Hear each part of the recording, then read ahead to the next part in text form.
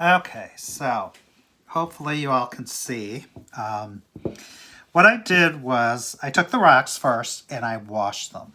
I just took dishwashing detergent and washed them and let them dry real good, just to make sure that all the loose dirt and there were oils or anything on them that they were removed.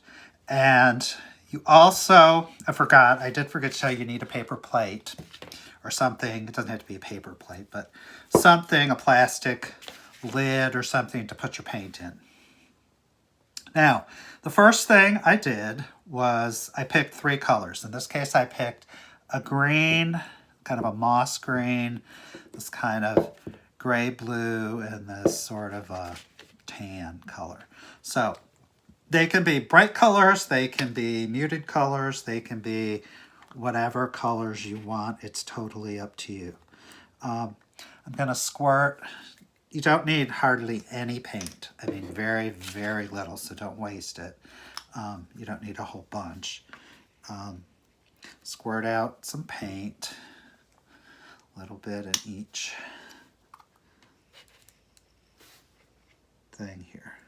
And I'm going to take my flat brush, which is this kind of a brush, okay? It's like a fan brush or flat brush. I'm going to wet it a little bit in water first, and then I'm going to wipe it on here.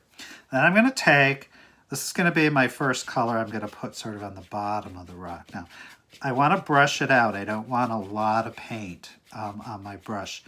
I just want a little bit, and I'm going to sort of swipe across the rock like this and put the green paint. It doesn't have to be real solid looking. It can be kind of brushy, and some of the rock can show through on it. That's perfectly fine. It probably doesn't even show up that well on here because it's a kind of a natural color. Then I'm going to put some of the lighter color in the middle. So I'm going to wash my brush, wipe it really good, get some of this paint on it, and make another stripe in the middle, kind of like this.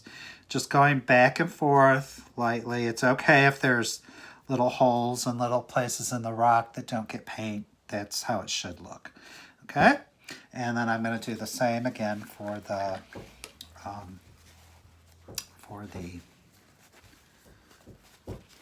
next color.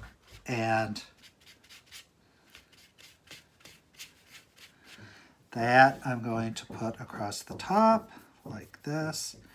Blend it a little bit with the other one. So this is what it should look like. That is my cat in the background wanting to come in and get into everything that I'm doing. So I'm going to try to ignore her so she doesn't ruin the lesson for you. Okay, so that just has to dry. And you could do a couple of them if you want. And you can do different colors. You can do them the same. And you just let them dry. And maybe 10, 15 minutes. Then you're going to want a dark color. It can be black. It can be a really dark blue, a really dark brown. It doesn't matter. Whatever it is you want to use. You're going to, I'm using this kind of cocoa brown, really dark sort of chocolate brown. I'm going to take a thin brush for this, as thin as you have, and just make do with what you have. Don't worry if it's not quite the right thing. I'm going to use this as the bottom, the green part, and then the blue is kind of like the sky. It's going to be the top part, okay? So you can paint all different kinds of things if you want. If you want to paint some little primitive looking bodies of people, we certainly can do that. You guys, everybody's good at making stick figures, so that shouldn't be an issue. So we're making a little body. I'm going to make him holding like a bow, like a bow and arrow kind of thing, with an arrow coming out like that. Okay, so just that's it. I'm going to do a sun up here, and I'm going to make lines just like we do when we draw a sun.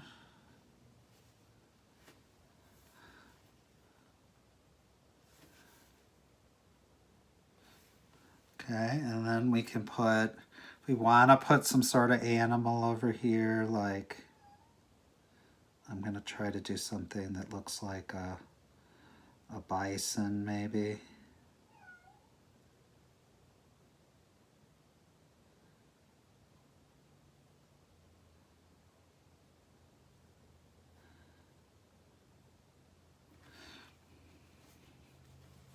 Can also put